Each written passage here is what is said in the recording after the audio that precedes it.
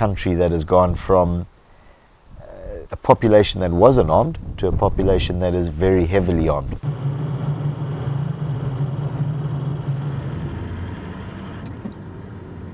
There has been new use of landmines, there has been use of cluster munitions in urban areas.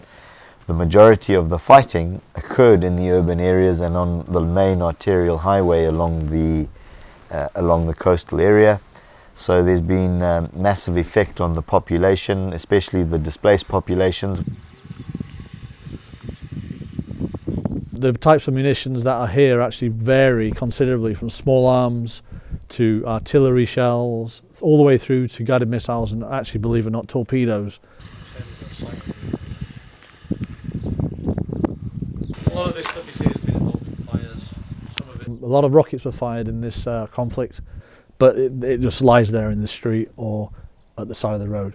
It still poses a massive threat because the fusing system could be armed, and the slightest movement of such an item could cause it to function. And actually many people have been hurt and killed by moving such items.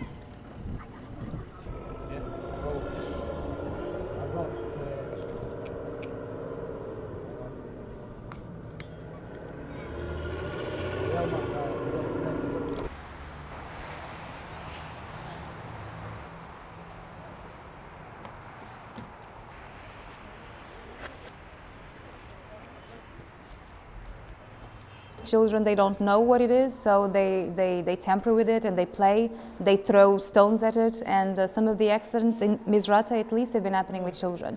But also they're happening within the farmlands where people want to start plowing their lands and they're finding items, so they are removing the items by themselves, and therefore accidents are happening.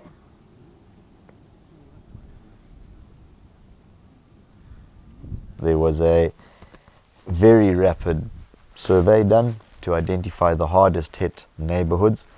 We then just say to an organization, that's your area, and they are going in and they are literally just moving through, finding what they can find, collecting it, picking it up, moving it outside to areas that are safe for later destruction. There is a lot of stuff in there that is dangerous to move, and that is being marked and destroyed.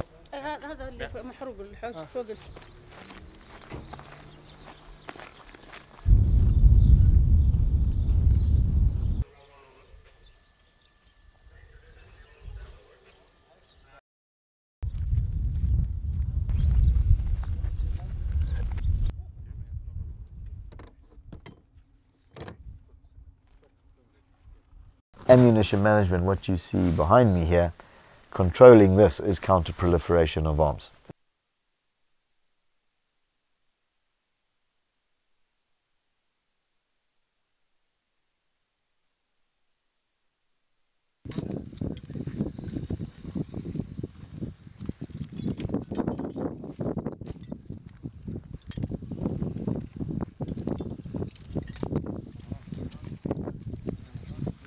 The problem comes where there's very little security in the area, and that the munitions themselves, particularly the ones that are serviceable, can be taken away freely and used by subversive elements if that sort of thing happens, or smuggled out to other countries that could use them.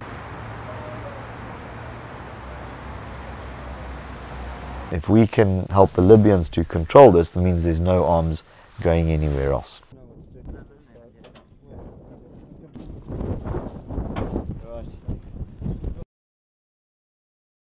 You know, without what happens on the ground, what you see here will rock up on a street in Europe.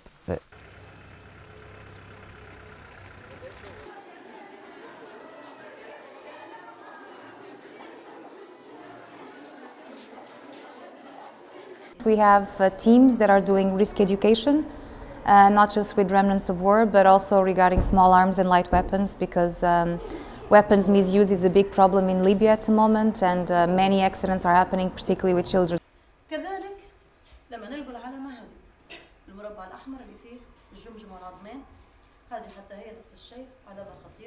Can you tell us where you've seen it?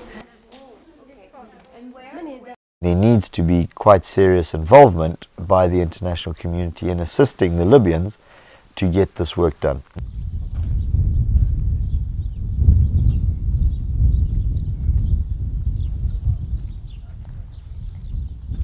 none of the rehabilitation and reconstruction can happen until the guys on the ground, the NGOs and the people doing the physical work at the front, have actually cleared it to facilitate this return.